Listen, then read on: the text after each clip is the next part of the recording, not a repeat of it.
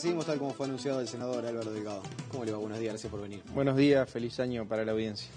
En un rato, en realidad, varios puntos del territorio nacional se va a movilizar el sector productivo, agropecuario, en particular los tamberos, el sector lechero. ¿Cómo observan ustedes esta movilización? Veo que se ha generado como una polémica. Del Frente Amplio acusan al Partido Nacional a incitar la movilización en las rutas y se ha generado un poco un foco de cuestión polémica en torno a quién está detrás de estas movilizaciones. A ver, yo estoy enterado por la prensa, sé que hay movilizaciones de productores, no solamente de productores, también hay de empresarios, de comerciantes, de trabajadores, de ciudadanos. Los productores, especialmente los lecheros, que están más que en situación crítica, situación desesperante, ¿no? No solo por temas de costos, sino tema de precios y de perspectiva. Y yo creo que esto lo que hace, mientras sea pacífico y dentro del marco legal, es propio de una democracia. Ahora resulta que no nos podemos poner a cuestionar las movilizaciones.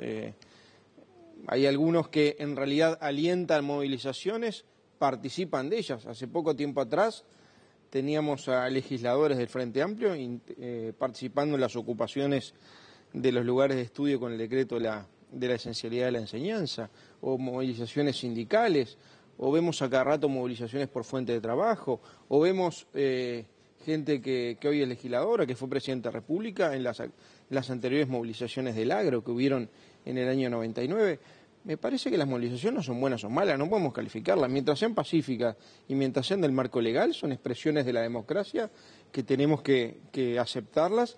Sobre todo yo creo que en esto lo que pasa tiene que ver con la indignación de la gente, no solo de los que movilizan, de todos nosotros, de los que nos están viendo. Voten a lo que vote, indignación de la gente con este tarifazo último. Y la movilización es quizá la no resignación, es canalizar esa no resignación a través de alguna manifestación activa diciendo por qué se está en contra de determinadas cosas. ¿Pero ustedes conocen a quienes convocan a la movilización? Yo particularmente me enteré por la prensa dónde son, hoy viendo de mañana la prensa y había escuchado una entrevista de uno de ellos en el día de ayer.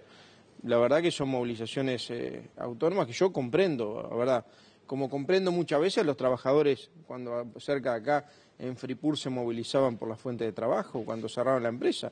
Y me parece que es normal, dentro del marco de que sean pacíficas y dentro del marco legal, es natural que se puedan movilizar. Y yo lo comprendo y comprendo la indignación y comprendo la no resignación por este aumento de tarifas que lo que hace es darle un mazazo no solo a los que se movilizan, a todos, independientemente de lo que voten. O sea que, al igual que la calle Pou, comparte la plataforma, vamos a decir, de los movilizados. De movilizados y todos nosotros. Yo estoy tan indignado como los movilizados por este paquete de tarifas por encima de la inflación, sin ninguna justificación, con el objetivo de recaudar. El gobierno entre el día anterior a fin de año, con aquel decreto entre gallos y medianoches, cambiando los ajustes por inflación de los balances de las empresas, vinculando al IRAE, que ahí se iba a recaudar unos 200 y pico millones de dólares. Más este paquete de tarifas que incluye el aumento de Antel por el IPC y el Internet, en este caso hasta un 26 y en algunos casos más que el 26 porque se eliminan las tarifas más económicas, llegan a aumentar hasta más de un 50%. El aumento de OCE por encima de la inflación con los problemas que tienen. El aumento de la UTE cuando nos habían dicho que este año bajaba un 20% en función de dos cosas muy lógicas, que bajó el costo de abastecimiento de la demanda por una cantidad de energía hidroeléctrica que hay el año pasado y el costo de la energía hidroeléctrica es cero porque las represas están amortizadas. Sin embargo, sigue habiendo un fondo de estabilización de más de 300 millones de dólares para situaciones de sequía que se podría utilizar. Entran 1.200 megavatios de energía eólica al sistema que iban, además de ser energía limpia, a ser energía más barata, así nos dijeron, y que este año bajaban y sin embargo suben y suben por encima de la inflación. Hoy el propio sindicato de UTE está cuestionando el tema del aumento desmedido de las tarifas eléctricas, y bueno, lo de los combustibles yo creo que ya es casi inmoral, lo de los combustibles, porque además nos acordamos cada vez que cargamos, ¿no? Es un tema permanente, sigue bajando el petróleo viene derrumbándose, cada vez que sube el petróleo nos dicen hay que esperar la tendencia, cada vez que sube el petróleo enseguida suben las tarifas Y pasó lo mismo hace 3 meses atrás, cuando cada 3 meses se revisan las tarifas. El petróleo lo fijaron como referencia en ANCAP $50 el barril y $1 a 29.6. Hoy el petróleo está en niveles más bajos de $30. Ayer cerró 26 y pico, ¿verdad? E incluso en algunos casos hubo unos picos más abajo. Y sin embargo el combustible no baja en Uruguay. El no bajar un combustible con un petróleo desmoronado, en los hechos implica una suba. Me voy a poner en abogado del diablo y en realidad va a haber mucha gente que se va a enojar por la consideración que voy a hacer, pero ¿no es hasta sensato asumir el costo político de lo que pasó en ANCAP, equilibrar las cuentas, aunque eso signifique que todo el mundo esté indignado con la baja del precio de los combustibles y decir, bueno, en realidad si nosotros generamos un agujero de 800 millones de dólares, tenemos que arreglar esto, y aunque eso implique que la gente se enoje, pagar el costo político, lo tenemos que hacer? ¿No es sensato en ese punto? La verdad que no es muy popular tu argumento. No, por eso dije, me voy a poner de abogado del diablo y mucha gente se va a enojar. Y en realidad no es que yo lo piense, simplemente estoy tratando de ponerme del otro lado. Yo creo que por lo de ANCAP alguien se tiene que hacer responsable, o varios se tienen que hacer responsable de este buraco que significó fundir la principal empresa pública del país. ¿Y no se están haciendo responsables con esto?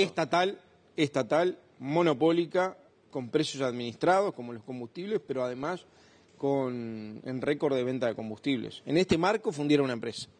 Ahora, no se hacen responsables. Lo que están haciendo, en este caso, es capitalizarla encubiertamente, por la vía indirecta. Hicimos una capitalización que tuvieron que poner la cara a decir, miren, en realidad no hay plata para los judiciales, no hay plata para educación, no hay plata para esto, no hay plata para lo otro, no hay plata para pagarles a los productores que exportaron a Venezuela y una vez fueron vulnerados en su buena fe, o a las empresas, o a los productores lecheros, pero sin embargo hay 900 millones de dólares que va directo para ANCAP para tratar de encaminar, yo no estoy seguro que con eso se arregle, porque además ni cambiaron la gestión, ni cambiaron ni quienes ejecutan la gestión.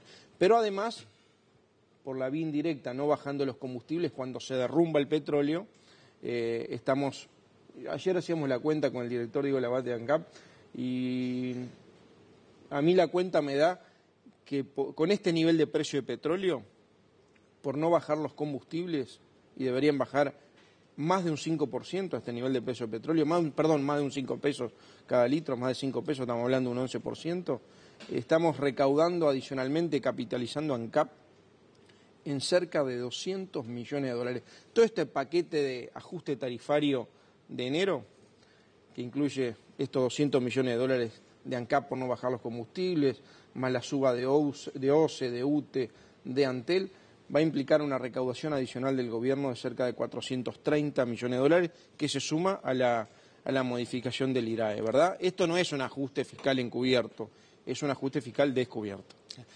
O sea que usted dice que de los 430 hay que sumarle los 200 y tanto del IRAE, modificación del IRAE. O sea que estamos hablando casi 600 millones de dólares. 700 millones de dólares y algo millones de dólares.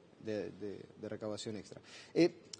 Obviamente, acá hay una cosa muy clara, cuando se discutió el presupuesto dijeron, bueno, acá hay dos maneras de trabajar sobre el déficit, porque la actividad económica cae y la recaudación está topeada. Mejoró la eficiencia, pero la actividad está condicionada, la recaudación está condicionada por la actividad.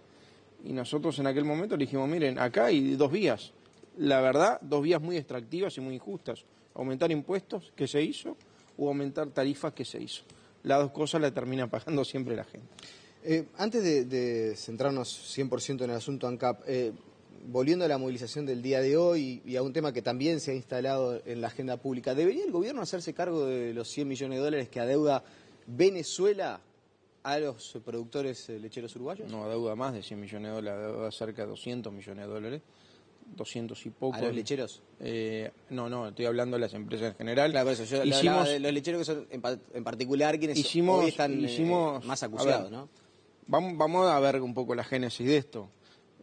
Por segunda vez el gobierno manda un proyecto de ley el año pasado, ustedes recordarán, porque necesita ley, generando un préstamo del Ministerio de Economía ANCAP, para que ANCAP haga una cancelación anticipada de la deuda con PDVSA por petróleo, con una tasa de descuento razonable, una operación financiera que nos pareció correcta, porque además anunció el gobierno y una firma entre Vázquez y Maduro En el propio proyecto de ley hablaba de que esta cancelación anticipada, que eran 270 y algo de millones de dólares, iba a generarse un fideicomiso para poder exportar. Funcionaba como garantía de cobro, porque Venezuela en realidad compra los productos que nosotros vendemos, sobre todo pollo, sobre todo lácteos, sobre todo arroz y sobre todo granos, fundamentalmente soja, y a buenos precios. El problema era cobrarlos. Ahí todavía hay una deuda de 70 millones de dólares de productores que no han podido cobrar de Venezuela. Entonces lo que hacían era generar una especie de fondo de garantía a través de un fideicomiso, plata que iba a quedar en el BANDE. Cuando el Parlamento vota y nosotros acompañamos a medida, porque nos dijeron además se generó un fideicomiso para vender productos exportables que el Uruguay necesita, se habían caído los precios internacionales, los lácteos particularmente, y había problema de mercado, y había sobrestock de las empresas lácteas, sobre todo de queso y de leche en polvo. Cuando se vota la ley, se le presta la plata en CAP, y ahí Venezuela le dice a PDVSA, no me la deposites en el BANDE, depositar en un banco en China, una cuenta en China. ¿Qué fue lo que pasó? Y esa plata, pin, desapareció. Y dijeron, bueno, pero en realidad la vamos a mandar al BANDE dentro de poco tiempo.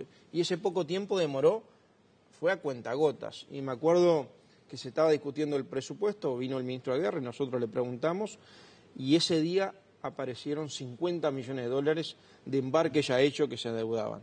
Y la verdad que las empresas lácteas y las empresas de pollo, de productoras de pollo, estaban viendo si embarcar, y el propio gobierno le dijeron sigan embarcando porque hay un acuerdo firmado, se va a cobrar, va a demorar un poco y se va a cobrar. Le preguntamos al ministro de Guerra cuál va a ser la secuencia de cobro, yo no la puedo asegurar, nos dijo. Bueno, yo creo que la noticia de la declaración de emergencia económica que hizo Venezuela en estos días echa por tierra esta situación de expectativa de cobro, lamentablemente para los productores, particularmente los lecheros, que tienen aire las empresas lecheras para pocos días más.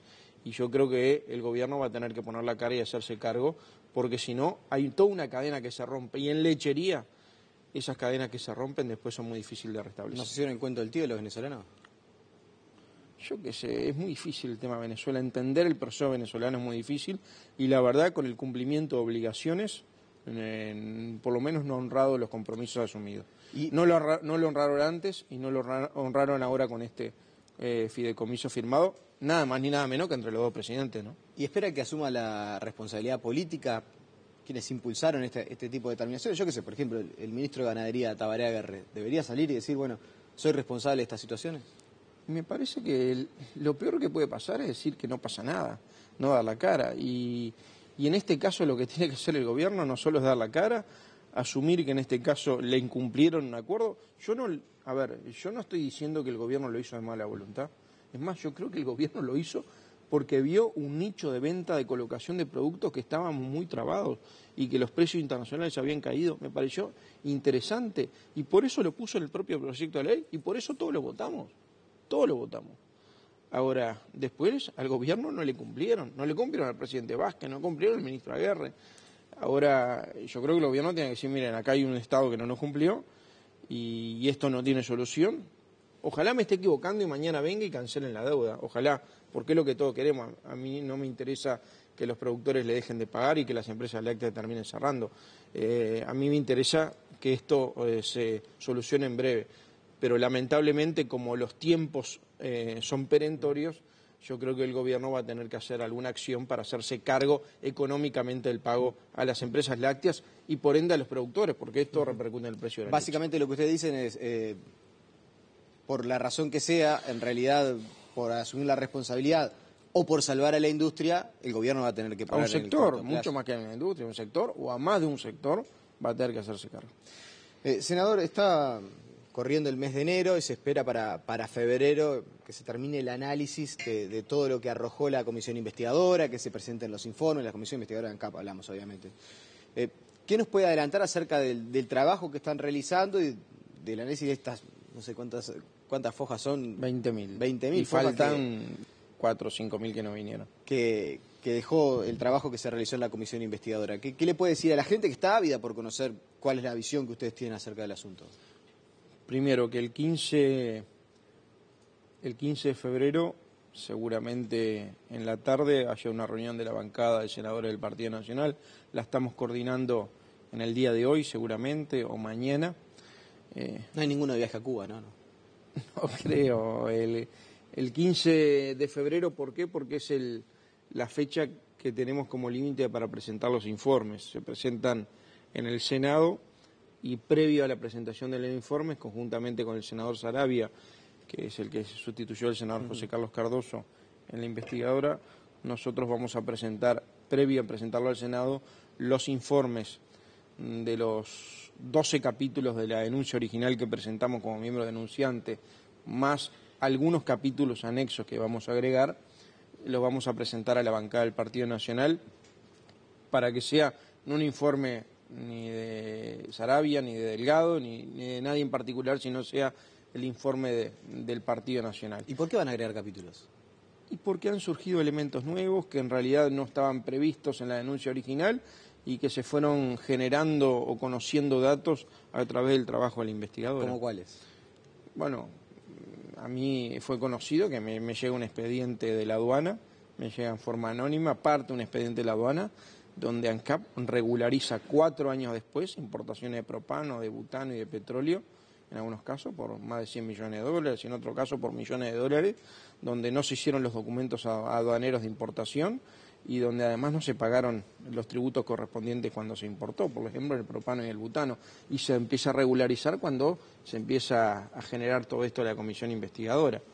Bueno, eso es una cosa grave, a mi juicio grave, una irregularidad manifiesta. Tan irregular es que la propia nota de ANCAP dice queremos regularizar esta situación. Ahí tenés un ejemplo, el tema de la planta de cemento Portland, que a esta altura yo creo que ha sido de los récords de situaciones que hemos puesto plata y que nunca se termina de llegar al punto de equilibrio. El negocio del cemento de Portland del 2000 al 2005 perdía 12 millones de dólares por año. Del 2005 al 2010 perdió 60, del 2010 al 2015 perdió 123 millones de dólares, pero con un agregado. Del 2009 a la fecha ya venimos invirtiendo 250 millones de dólares para poner a tiro a las plantas de Portland, de Paysandú y de Minas, y ahora nos dicen que en realidad necesitan 230 millones de dólares más para poder ponerlas a tiro y llegar al punto de equilibrio. Es una cosa de nunca acabar, cuando enfrente hay una empresa privada que en realidad da ganancias y hace lo mismo que ANCAP. Y en el marco de todo eso nos enteramos hace poco tiempo que ANCAP contrató en el 2010 una consultora internacional en forma directa para mejorar todo el know-how del negocio de Portland y le pagó 6 millones y pico de dólares. ¿Sabe lo que está diciendo la gente del otro lado? ¿Y cómo? O sea, explíquele a la gente por qué si una empresa privada da ganancia, nosotros en Cementos Portland tenemos ese índice de pérdida. ¿Cómo se explica que se pierdan esa cantidad de millones de dólares? No estamos hablando de 5 o 10 millones de dólares. ¿Cómo se explica que se pierdan esos cientos de millones de dólares? ¿Cómo se explica que todas las inversiones previstas terminaron siempre saliendo mucho más y falta mucho más para llegar al equilibrio? Siempre van corriendo la línea. La verdad que es parte de lo que queremos plasmar en los informes. Y parte de lo que queremos plasmar en los informes no solo son los problemas de gestión, de los errores u horrores de gestión, sino también de las irregularidades manifiestas a lo largo de casi todos los capítulos que existen, y después una parte tercera que tiene que ver y que también atraviesan algunos capítulos con las presuntas ilicitudes, que en ese caso la bancada del Partido Nacional lo va a definir, que lo determine cómo corresponde la justicia. Con respecto al primer y segundo tema, que son los horrores de gestión y los problemas de las irregularidades, yo creo que parte en el debate en el Senado, que se va a dar a mediados de febrero con los informes y con una conclusión que ojalá llegue el Senado, por lo menos nosotros vamos a impulsar una, es que hay gente que se tiene que hacer responsable. O varios que se tienen que hacerse responsable. Hacerse responsable de una situación. A ver, no puede pasar que la principal empresa del país, que vende casi 4.000 millones de dólares por año, 3.000 y pico millones de dólares por año, reitero, estatal, monopólica, con precio administrado, basta ver lo que pasa con el combustible, ¿verdad? Es más, si hoy nos regalan el petróleo, el combustible igual tampoco baja. ¿Por qué? Porque necesitan hacer caja. Y además, en momentos de récord de venta de combustible, este es el tercer año récord de venta de combustible, terminan con un déficit de 800 millones de dólares en 4 años, con una deuda de 2.300, con un patrimonio caído a 200, con una relación 10-1 entre deuda y patrimonio, técnicamente quebrada. Eso ocurre porque en realidad vieron que el tema se venía, vieron que estaba el iceberg y le metieron el acelerador y aumentaron la fiesta en vez de pegar un volantazo, mejorar la gestión, reprogramar cosas y administrar mejor. Y eso que lo terminamos pagando todos y lo estamos pagando con la capitalización que votamos y lo estamos pagando todos los días cuando cargamos en el tractor, en el auto o en la moto combustible, nos acordamos del déficit de ANCAP. Eso yo creo que hay gente que se tiene que hacer, que estuvo al frente de la empresa o al frente del gobierno, por acción o por omisión, hacerse responsable. ¿Y en el Cemento Portland, hay errores de gestión, hay irregularidades o hay actos ilícitos? Y bueno, de presunción ilícita. Y seguramente en febrero, cuando tengamos los informes, nosotros vamos a estar determinando cada una de las cosas. Ya lo que pasa, pero no descarta entonces que haya ilícitos. Cuando hablamos de estas cosas tenemos que ser muy cautos y muy fundamentados. Nosotros estamos haciendo con un grupo de asesores que integran abogados, economistas y contadores los informes sobre estos 15 capítulos. Estamos trabajando con administrativistas por el tema de las irregularidades administrativas vinculadas al no cumplimiento de determinadas normas y estamos trabajando con penalistas para determinar dónde hay presunción de ilicitudes. Con ese paquete es que el 15 de febrero, primero en la bancada del Partido Nacional y después en el Senado, vamos a estar entregando los informes. Pero a los penalistas que están consultando les preguntan por la situación del Cemento Portland, que hasta ahora no se había manejado como un posible lugar donde haya ilicitudes. Le estamos preguntando por todos los capítulos. Porque no es un tema, en este capítulo hay presunción de ilicitudes. No, pero usted hay situaciones de presunción de ilicitudes, porque le llama la atención. Quizás en más de un capítulo. Presunción de ilicitudes, lo mismo que irregularidades. No es este capítulo, no es compartimientos estancos. Hay acciones que se vienen reiterando, que atraviesan todos los temas de la denuncia, donde hay acciones repetidas del no cumplimiento de determinados procedimientos y de normas. Álvaro Delgado, le agradecemos su presencia esta mañana aquí en Telebol. Gracias, que pasen muy bien. La pausa y seguimos con más noticias.